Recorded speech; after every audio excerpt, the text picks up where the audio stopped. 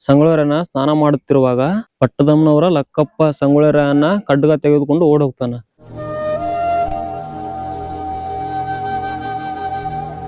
ಜನವರಿ 26, 1831 ವೀರ ಮರಣ. ಬಿಡಿ ತಾಲೂಕಿನ ನಂದಗಡ ಹೊರವಲಯದ ಆಲದ ಮರಕ್ಕ ಸಂಗೊಳ್ಳಿ ಸಹಿತ 7 ಜನರಿಗೆ ಮರಣದಂಡನೆ ಶಿಕ್ಷೆ ವಿಧಿಸ್ತಾರ. ಎಂಥ ಗುಂಡಿಗೆನೋ ಯಪ್ಪ, ನಿನ್ನಂತೋನ ಹ್ಯಾಂಗ ಗಲ್ಲಿಗೆ ಹಾಕುತ್ತಾರ. ಇಲ್ಲಿ ಸಂಗೊಳ್ಳಿ ಓಡ್ ಹೊಂಟಾರ. ಯಾಕಪ್ಪ ಅಂದ್ರ ಜೈಲಿನಿಂದ ಪಾರಾಗಿರ್ತಾರ. ಸಂಗೊಳ್ಳಿ ತನ್ನ ತಾಯಿ ಮೇಲೆ ಕುಲಕರ್ಣಿ ಮಾಡಿದ ದಬ್ಬಾಳಿಕೆ ತಿಳಿದು ಸಂಪಕ ಜೈಲಿನಿಂದ ತಪ್ಪಿಸ್ಕೊಂಡು ಸಂಗೊಳ್ಳಿಗೆ ಬರ್ತಾರ. ಅಲ್ಲಿ ನೋಡ್ತಿದ್ರ ಓಡಿ ಹೋಗೋ ದೃಶ್ಯ ಅದು. ಇಲ್ಲಿ ನೋಡ್ರಿ, ಬ್ರಿಟಿಷರು ಬೆನ್ನ ಹತ್ತಿರ್ತಾರ. ಅವಾಗ ಆ ದಬ್ಬಾಳಿಕೆ ಕಂಡ ರಾಯಣ್ಣ ಕುಲಕರ್ಣಿ ಅವರು ಕುತ್ತಿಗೆ ಕಡ್ಯಾಕ ಖಡ್ಗ ತಗೊಂಡ್ಬರ್ತಾರ. ಅವಾಗ ಕುಲಕರ್ಣಿ ಅವ್ರನ್ನ ಪತ್ನಿ ನೋಡಿ ಅವ್ರ ಮಕ ನೋಡಿ ಸುಮ್ಮ ಬಿಟ್ಟ ಹೋಗಿರ್ತಾನ ರಾಯಣ್ಣ. ಹಳ್ಳಿ ಮಂದಿಗೆ ತ್ರಾಸ್ ಕೊಡ ಕುಲಕರ್ಣಿನ ಉಳ್ಸಕ್ಕಿಲ್ಲ. ಇದು ಬಂದ್ಬಿಟ್ಟು ಶ್ವೇತ ಸನಾದಿಗಳ ಸಂಘಟನೆ. ಯಾಕಪ್ಪ ಅಂದ್ರ ಬ್ರಿಟಿಷ್ ಸರ್ಕಾರ ಇನಾಮ್ ಕಾಯ್ದೆ ವಿರೋಧಿಸಿ ಕಿತ್ತೂರು ನಾಡಿನ ಜನತೆಗೆ ತೀವ್ರ ವಿರೋಧ ವ್ಯಕ್ತಪಡಿಸುತ್ತ. ಸೊ ಸಂಗೊಳ್ಳಿ ಇನಾಮ್ ಭೂಮಿ ಮುಟ್ಟುಗೋಲು ಹೊರಬೀಳುವಂತ ಅನೇಕ ಶ್ವೇತ ಸನಾದಿ ಭೂಮಿಗಳ ಸರ್ಕಾರಕ್ಕ ಮುಟ್ಟುಗೋಲು ಹಾಕೊಳ್ಳಕ ಪ್ರಾರಂಭಿಸ್ತಾರ. ಇದರಿಂದ ಕೆರಳದ ಕಿತ್ತೂರು ಶ್ವೇತ ನದಿಗಳ ಸಂಗೊಳ್ಳಿ ನೇತೃತ್ವದೊಳಗ ಸಂಘಟಿತರಾಗಿ ಸಂಗೊಳ್ಳಿಗೆ ಬರುತ್ತಿರುವ ದೃಶ್ಯ ಇದು. ಕಿತ್ತೂರು ಸೈನ್ಯ ಸಂಗೊಳ್ಳಿ ಊರೊಳಗ ಕುಲಕರ್ಣಿ ಜಮೀನಿಗೆ ಆಗಮಿಸುತ್ತ. ಅಲ್ಲಿ ಜೋಳದ ಬನವಿಗಳ ಬೆಂಕಿ ಹಚ್ಚಿರ್ತಾರ. ಇದನ್ನ ತಡೆಯಲು ಆಂಗ್ಲ ಸೈನ್ಯ ಆಗಮಿಸುತ್ತ. ಭಯಂಕರ ಯುದ್ಧ ನಡೀತೈತಿ. ಸಂಗೊಳ್ಳಿ ನೇತೃತ್ವದೊಳಗ ನಡೆದ ಪ್ರಥಮ ಆಂಗ್ಲೋ ಶ್ವೇತ ಸನದಿ ಯುದ್ಧ ಇದಾಗಿರ್ತೈತಿ. ಈ ಹೋರಾಟದಾಗ ಸಂಗೊಳ್ಳಿ ತಂಡ ವಿರೋಚಿತ ಗೆಲುವು ಸಾಧಿಸ್ತಾರ. ಕಾಡೊಳಗ ಯುದ್ಧ ನಡೀತೈತಿ ನೋಡ್ರಿ, ಅದೇ ಇದು.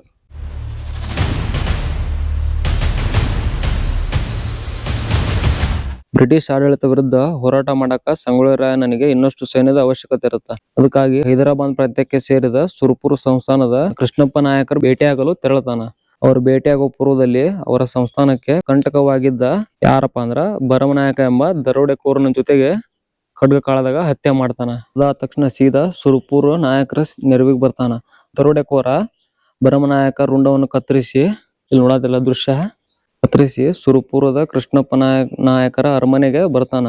ಇದನ್ನು ಕಂಡ ಕೃಷ್ಣಪ್ಪ ನಾಯಕರು ಸಂಗೊಳ್ಳಿ ಅರಮನೆಯಲ್ಲಿ ಗೌರವಿಸಿ ಸೈನ್ಯ ಕಟ್ಕೊಳಕ ಕಳಿಸ್ಕೊಡ್ತಾರ. ಈ ದೃಶ್ಯ ಕಿತ್ತೂರು ನಾಡು ಸೈನಿಕರು ಮತ್ತು ಸುರಪುರ ನಾಡು ವೀರರು ಸಂಗೊಳ್ಳಿ ಬೆಳಗಾವಿ ತಾಲೂಕಿನ ಬಡಾಲ್ ಅಂಕಲ್ಗಿ ಸಮೀಪದ ಕಾಡಿನ ಮಧ್ಯೆ ಇರುವ ಕೌಲ್ಗುಡ್ ಎಂಬ ಸ್ಥಳದ ಕರ್ಕೊಂಡು ಹೋಗಿ ಸೇರಿಸ್ತಾರ. ಸೊ ಕಿತ್ತೂರು ಸಂಸ್ಥಾನವನ್ನು ಸ್ವತಂತ್ರ ಮಾಡಕಂತೇಳಿ ಘೋಷಣೆ ಮಾಡ್ತಾರ. ದತ್ತುಪುತ್ರ ಮಲ್ಲ ಸರ್ಜಾ ತಮ್ಮ ರಾಜನೆಂದು ತೀರ್ಮಾನಿಸಿದಾಗ ಅದಕ್ಕಾಗಿ ನೇರ ಮತ್ತು ಗೆರಿಲ್ಲಾ ಮಾದರಿ ಯುದ್ಧ ಸಾರುವುದು ಹಾಗೂ ಹೊಸ ರಾಜನ ಹೆಸರಿನಲ್ಲಿ ಕಂದಾಯ ವಸೂಲಿ ಮಾಡುವುದು ತೀರ್ಮಾನಿಸ್ತಾರ. ಇದೇನಪ್ಪ ಅಂದ್ರ ಸಂಗೊಳ್ಳಿ ಮತ್ತು ಸಂಗಡಿಗರು ತಮ್ಮ ಜೊತೆ ಮಲ್ ಸರ್ಜನನ್ನು ಪಶ್ಚಿಮ ಘಟ್ಟದ ಮಧ್ಯೆ ಹಂಡಿ ಬಡಗನಾಥ್ ಮಠ ಕರ್ಕೊಂಡು ಹೋಗ್ತಾರ. ಅವಾಗ ಶಾಂತಿನಾಥ್ ಮಹಾರಾಜರನ್ನು ಭೇಟಿ ಮಾಡಿ ಮಾತುಕತೆ ನಡೆಸ್ತಾರ. ಶ್ರೀಗಳು ಮಲ್ ಸರ್ಜನನ್ನು ತಮ್ಮ ಸುರ್ಪದಿಗೆ ತೆಗೆದುಕೊಳ್ಳಲು ಒಪ್ಪುತ್ತಾರ. ಕಿತ್ತೂರು ಸಂಸ್ಥಾನ ದತ್ತುಪುತ್ರ ಮಲ್ ಸರ್ಜಾ ದತ್ತಕನನ್ನು ಬ್ರಿಟಿಷ್ ಮಾನ್ಯ ಮಾಡಿದಾಗ ಬೆಳಗಾವಿ ಹತ್ತಿರದ ಸ್ವಗ್ರಾಮ ಮಾಸ್ತರ್ ಮಡಿಗರಿಗೆ ಕಳಿಸಲಾಗುತ್ತ. ಸಂಗೊಳ್ಳಿ ಕೌಲ್ಗುಡ್ ಸಭೆಯೊಳಗ ತೀರ್ಮಾನ ಮಾಡಿರ್ತಾನಲ್ಲ, ಸೊ ದತ್ತಪುತ್ರನನ್ನು ತಮ್ಮ ರಾಜನೆಂದು ಸ್ವೀಕರಿಸಿ ಆತನನ್ನು ತಮ್ಮ ವಶಕ್ಕೆ ಪಡೆಯಲು ಬಾಳನಗೌಡರ ಮನೆಗೆ ಆಗಮಿಸಿ ಆತನನ್ನು ತಮ್ಮ ಜೊತೆ ಕರ್ಕೊಂಡು ಹೋಗ್ತಾರ. ಸೊ ಈ ದೃಶ್ಯ ಖಾನಾಪುರ ಸೇನಾ ಠಾಣೆ ಮೇಲೆ ದಾಳಿ ಮಾಡಿರ್ತಾರ. ಯಾಕಪ್ಪ ಅಂದ್ರ ಬ್ರಿಟಿಷರ ಪ್ರಮುಖ ವಾಣಿಜ್ಯ ಕೇಂದ್ರವಾಗಿತ್ತಿದು.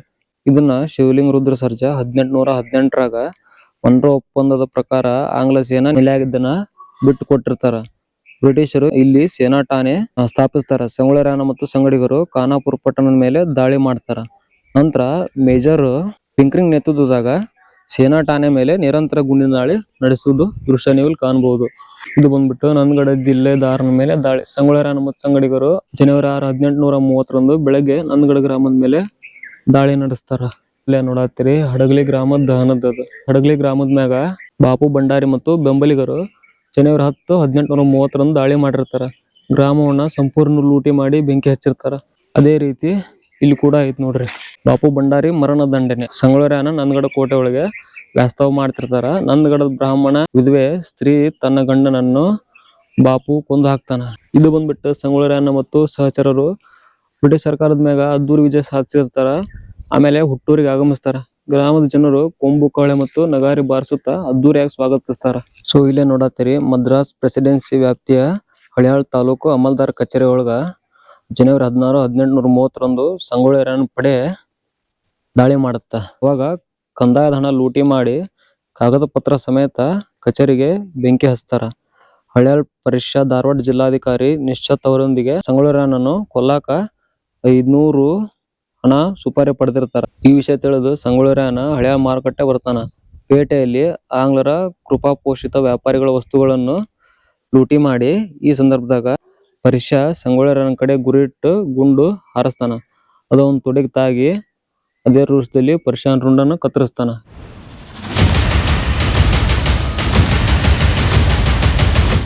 ಸೊ ಇದೇ ತರ ಇನ್ನು ಫುಲ್ ಸುತ್ತಲೂ ಸರೌಂಡಿಂಗ್ ಐತೆ ಗಾಯ್ಸ್. ಇದು ಇಷ್ಟಂತರೂ ಕವರ್ ಮಾಡೀನಿ. ನೀವು ಈ ಪ್ಲೇಸಿಗೆ ಬಂದಾಗ ಫುಲ್ ಅಷ್ಟು ನೋಡ್ಕೋರಿ. ಪ್ಲೇಸ್ ಮಾತ್ರ ಸಖತ್ತಾಗೈತಿ. ನಿಮಗೆ ಪಿಕ್ಚರ್ ನೋಡೋಕಿನ ಮೂರು ಇನ್ಫಾರ್ಮೇಶನ್ ಸಿಗುತ್ತೆ ನಿಮಗೆ ಇಲ್ಲೇ. ಇದು ಮಾಯವ್ವಳ ಬಲಿದಾನ. ಮಾಯವ್ವಳ ಯಾರಂದ್ರ ಸಂಗೊಳ್ಳಿ ತಂಗಿ. ಅವಳನ್ನ ಭೇಟಿಯಾಗಿ ಬಂದಾಗ ಅವಳು ಸಂಗೊಳ್ಳಿ ಖುಷಿಯಿಂದ ಬರ್ಮಾಡ್ಕೊಳ್ತಾಳ. ಅವಳಿಗೆ 6 ತಿಂಗಳ ಮಗು ಇರುತ್ತೆ. ಅದನ್ನ ಚೆನ್ನಾಗಿ ಮುದ್ದಾಡಿ ರಾತ್ರಿ ಮಲಗಿದಾಗ ಆಂಗ್ಲ ಸೈನಿಕರು ಮನೆಗೆ ಮುತ್ತಿಗೆ ಹಾಕ್ತಾರ. ಮನೆ ಮೇಲೆ ಗುಂಡಿನ ದಾಳಿ ಕೂಡ ನಡೆಸ್ತಾರ. ಸಂಗೊಳ್ಳಿ ಅಲ್ಲಿ ಒಳಗಡೆ ಮಲ್ಕೊಂಡಿರ್ತಾನಲ್ಲ, ಆ ಟೈಮ್ನಾಗ ಅವನ ತಂಗಿ ಮಾಯವ್ವ ಆ ಕಡೆ ಮಲಗಿರ್ತಾಳ. ಸೊ ಯಾವ ತರ ಗುಂಡಿನ ದಾಳಿ ನಡೆಸ್ತಾರ ಅಂತೇಳಿ ಇಲ್ಲಿ ಕಾಣ್ಬೋದು ನೀವು. ಇದು ಬಂಧನಕ್ಕ ಸಂಚು ಮಾಡ್ತಿರ್ತಾರ. ಧಾರವಾಡ ಜಿಲ್ಲಾಧಿಕಾರಿ ಕಚೇರಿಯಲ್ಲಿ ಜಿಲ್ಲಾಧಿಕಾರಿ ನಿಸ್ತಬ್ ನೇತೃತ್ವದೊಳಗ ಸಂಗೊಳ್ಳಿ ಮತ್ತು ಸಂಗಡಿಗರ ಬಂಧನಕ್ಕ ಸಂಚು ಮಾಡ್ತಿರ್ತಾರ. ಅಮಲ್ದಾರ ಕೃಷ್ಣರಾವ್ ಮತ್ತ ಕೋದನ್ಪುರ ಲಿಂಗನಗೌಡ ಮತ್ತ ನೇಗ್ಯಾಳಿನ ವೆಂಕನಗೌಡ ಕಿತ್ತೂರು ಸ್ವಾತಂತ್ರ್ಯಕ್ಕಾಗಿ ಹೋರಾಡುವ ಸಂಕಲ್ಪದೊಂದಿಗೆ ಸಂಗೊಳ್ಳಿ ತಂಡ ಸೇರ್ತಾರ. ಅವಾಗ ಅವ್ರಿಗೆ ಮೋಸ ಮಾಡಿ ಸಂಗೊಳ್ಳಿ ಬಂಧಿಸ್ಕೊಡ್ತಾರ. ಇಲ್ಲದ ನೋಡ್ರಿ, ಫಿಲ್ಮ್ನ ನೋಡಿರ್ತೀರಿ. ಆದ್ರ ತಾಯಿ ತಾನೆತ್ತ ಮಕ್ಕಳಿಗೆ ವಿಷ ಉಣಿಸುವಂಗ ನಮ್ಮ ಮಂದಿ ನಮ್ಗ ಮೋಸ ಮಾಡಿದ್ರು. ಗೈಸ್ ಇವಾಗ ಡೋರಿ ಹಳ್ಳಕ್ ಹೋಗೋಣ. ಡೋರಿ ಹಳ್ಳ ಏನಂತೇಳಿ ತೋರಿಸ್ತೀನಂತ. ಡಿಸೈನ್ ಮಾತ್ರ ಎಷ್ಟು ಸಖತ್ತಾಗಿ ಮಾಡ್ಯಾರ ಅಂದ್ರ ಇಮ್ಯಾಜಿನ್ ಅಲ್ಲ, ನೀವು ಏನೋ ಒಂದು ಆಗಿನ ಕಾಲದಾಗ ಅದಿನಪ್ಪ ಅನ್ಸುತ್ತ. ಇಲ್ಲೇನ್ ಡೋರಿ ಹಳ್ಳ ಅಂತ ನೋಡಿದ್ರಲ್ಲ, ಇದು ಬಂದ್ಬಿಟ್ಟು ಧಾರವಾಡ ತಾಲೂಕಿನ ಡೋರಿ ಗ್ರಾಮದ ಹತ್ತಿರ ಇರುವ ಹಳ್ಳ. ಸಂಗೊಳ್ಳಿ ಸ್ನಾನ ಮಾಡುತ್ತಿರುವಾಗ ಏಪ್ರಿಲ್ 8, 1830 ಬೆಳಗ್ಗೆ ಪಟ್ಟದಮ್ಮನವರ ಲಕ್ಕಪ್ಪ ಸಂಗೊಳ್ಳಿ ಖಡ್ಗ ತೆಗೆದುಕೊಂಡು ಓಡ್ ಹೋಗ್ತಾನ. ಕೆರೆ ಸುತ್ತುವರೆದು ಆಂಗ್ಲ ಸೇನೆ ಸಂಗೊಳ್ಳಿ ಬಂಧಿಸ್ತಾರ. ಒಳಗಡೆ ಎಲ್ಲ ಸಂಚ್ ಮಾಡಿರ್ತಾರಲ್ಲ, ಅದಾದ ತಕ್ಷಣ ಕೋದನ್ಪುರ್ ಲಿಂಗನಗೌಡ ಮತ್ತ ನೇಗ್ಯಾಳಿನ ವೆಂಕನಗೌಡ ಸಂಗೊಳ್ಳಿ ಆತ್ಮೀಯ ಗೆಳೆಯ ಪಟ್ಟದಮ್ಮನವರ ಲಕ್ಕಪ್ಪ ಹಾಗೂ ಸುಮಾರು 300 ಸೇನೆ ಹಣೆ ಪ್ರಮಾಣ ಮಾಡಿ ಸಂಗೊಳ್ಳಿ ತಂಡ ಸೇರಿರ್ತಾರ. ಈಗ ಏನ್ರ ಬ್ರಿಟಿಷರ್ ಇದ್ರಂದ್ರ ಬರೀ ದೃಶ್ಯ ನೋಡಿ ನಮ್ ಜನ ಹಂಗ ಮಾತಾಡ್ತಾರ. ಅಕಸ್ಮಾತ್ ಇದ್ರಂದ್ರ ಏನ್ ಮಾಡ್ತಿದ್ರಂತ ನೀವಾಗ ಕಮೆಂಟ್ ಮಾಡ್ರಿ. ಕೊನೆಗೆ ಪ್ರಾಥಮಿಕ ವಿಚಾರಣೆ ಮಾಡ್ತಾರ. ಸಂಗೊಳ್ಳಿ ಬಂಧಿಸಿ ಆಂಗ್ಲ ಅಧಿಕಾರಿಗಳು ಏಪ್ರಿಲ್ 28, 1830 ಅಮಲ್ದಾರ್ ಮುಂದೆ ಹಾಜರಾತಿ ಪಡಿಸ್ತಾರ. ತದನಂತರ ಪ್ರಾಥಮಿಕ ವಿಚಾರಣೆ ನಡೆಸ್ತಾರ. ಆಮೇಲೆ 19 ಮೇ 1830 ಸಹಾಯಕ ನ್ಯಾಯಾಧೀಶರ ಮುಂದೆ ವಿಚಾರಣೆಗೆ ಒಳಪಡಿಸ್ತಾರ. ಗೈಸ್ ನೀವೆಲ್ಲ ಹೈಕೋರ್ಟ್ ಇಲ್ಲ ನಿಮ್ಮ ಊರನ್ ಕೋರ್ಟ್ ನೋಡಿರ್ತೀರಿ. ಇವಾಗ ಹಳೆ ಕಾಲದ ಕೋರ್ಟಿಗೆ ಹೋಗೋಣಂತ ಬರ್ರಿ. ಇದೇ ಗೈಸ್ ವಿಶೇಷ ನ್ಯಾಯಾಲಯ. ನಮ್ಮ ಧಾರವಾಡದ ಒಳಗಡೆ ಪ್ರವೇಶ ಇಲ್ಲ ಅಂತ ಬೋರ್ಡ್ ಹಾಕ್ಯಾರಲ್ಲ, ಬಟ್ ಅದು ಬರೋ ಶಿಕ್ಷಕರಿಗೆ. ನಾ ಕೊಲೆಗಾರ ಅಲ್ರಿ, ಸಾಮಾನ್ಯ ಅವಾಲಿಕಾರ. ಆದ್ರ ನಾ ಕೊಂದಿದ್ದು ದೇಶದ್ರೋಹಿಗಳನ್ನ. ನ್ಯಾಯಾಲಯದಾಗ ವಿಚಾರಣೆ ಆಗುತ್ತಾ. ಸಂಗೊಳ್ಳಿ ಮತ್ತು ಅವ್ರ ಸಹಚರರ ಮೇಲೆ ಗುರುತಾದ ಆರೋಪಗಳು ಇರುವುದರಿಂದ ಇವ್ರ ವಿಚಾರಣೆಗೆ ವಿಶೇಷ ನ್ಯಾಯಾಲಯ ಸ್ಥಾಪನೆ ಮಾಡ್ತಾರ. ಅವಾಗ JV ಆಂಡರ್ಸನ್ ಮತ್ತು ವಿಶೇಷ ನ್ಯಾಯಾಧೀಶರಾಗಿ ನೇಮಕ ಮಾಡ್ತಾರ. ಮೇ 20, 1830 ಡಿಸೆಂಬರ್ 30, 1830 ಜನರು ಸಾಮಾನ್ಯ ಅಧಿಕಾರಿಗಳೆಂದು ಅವರಿಗೆ ಶಿಕ್ಷೆ ಪ್ರಮಾಣ ತೀರ್ಮಾನ ಕೈಗೊಳ್ಳಲು ಡಿಸೆಂಬರ್ 30, 1830 ಮುಂದೆ ಗವರ್ನರ್ ವರದಿ ಮಾಡ್ತಾರ. ಗವರ್ನರ್ ಮಂಡಳಿ ಸಂಗೊಳ್ಳಿ ಸಹಿತ 7 ಜನರಿಗೆ ಜೀವಾವಧಿ ಶಿಕ್ಷೆ ನೀಡ್ತಾರ. ಆದ್ರೆ ನಿಮ್ಗ ಫಿಲ್ಮ್ ಒಳಗಿನ ಇಲ್ಲಿ ಬಂದು ತಿಳ್ಕೊಳ್ಳೋದು ತುಂಬಾ ಐತೆ. ಕುತ್ತಿಗೆಗೆ ಹಗ್ಗ ಬೀಳೋ ಹೊತ್ತಿನಾಗು ಎದೆ ನಡಗದ ಹಾಂಗೆ ನಿಂತಿರೋ ಈ ನಿನ್ನ ಗುಂಡಿಗೆ ಎಂಥ ಗುಂಡಿಗೆನೋ ಯಪ್ಪ. ಕೊನೆಗೂ ಬಂದೇ ಬಿಡ್ತು ಗೈಸ್. ಜನವರಿ 26, 1831 ವೀರ ಮರಣ. ಈ ದೃಶ್ಯ ನೋಡೋಣ ಒಂಥರ ನಮ್ಗ ರಕ್ತ ಕುದಿತೈತಿ. ಜನವರಿ 26, 1830 ಬಿಡಿ ತಾಲೂಕಿನ ನಂದಗಡ ಹೊರವಲಯದ ಆಲದ ಮರಕ್ಕ ಸಂಗೊಳ್ಳಿ ಸಹಿತ 7 ಜನರಿಗೆ ಮರಣದಂಡನೆ ಶಿಕ್ಷೆ ವಿಧಿಸ್ತಾರ. ಅದೇ ದಿನ 6 ಜನರಿಗೆ ಜೀವಾವಧಿ ಶಿಕ್ಷೆ ವಿಧಿಸ್ತಾರ. ಅಂತ ಒಬ್ಬ ವೀರ ಸ್ವತಂತ್ರ ಹೋರಾಟಗಾರಗ ಈ ತರ ನಮ್ ಜನ ನಮ್ ಮೋಸ ಮಾಡ್ತಾರಂದ್ರ ಇಲ್ಲ ನಮ್ಗೆ ಯಾವಾಗ 1947 ಅಲ್ಲ ಯಾವಾಗೋ ಸ್ವಾತಂತ್ರ್ಯ ಸಿಕ್ಬಿಟ್ಟಿತ್ತು. ಜೀವಾವಧಿ ಶಿಕ್ಷೆ ಆಗೋಣ ಬಿಡಿ ತಾಲೂಕಿನ ನಂದಗಡದಲ್ಲಿ ಬಿಚ್ಚುಗತ್ತಿ ಚನ್ನಬಸವ ಜೊತೆ ಸಂಗೊಳ್ಳಿ ಮತ್ತು ನಂದಗಡ ಜನರು ಸೇರ್ಕೊಂಡು ಸಂಗೊಳ್ಳಿ ರಾಯಣ್ಣ ಪಾರ್ಥಿವ ಶರೀರವನ್ನು ತಗೊಂಬಂದು ಸಮಾಧಿ ಮಾಡ್ತಾರ. ದೇಶ ಪ್ರೇಮ, ಸ್ವಾಮಿ ನಿಷ್ಠೆ, ತ್ಯಾಗ ಬಲಿದಾನಗಳ ಪ್ರತೀಕ ರಾಯಣ್ಣ, ಕ್ರಾಂತಿವೀರ ಸಂಗೊಳ್ಳಿ ರಾಯಣ್ಣ. ಸೊ ಆ ಸಂದರ್ಭದಾಗ ಸಂಗೊಳ್ಳಿ ರಾಯಣ್ಣ ತಾಯಿ ಕೆಂಚಮ್ಮ ಮತ್ತು ಕುಟುಂಬದ ಸದಸ್ಯರು ಉಪಸ್ಥಿತರಿದ್ರು.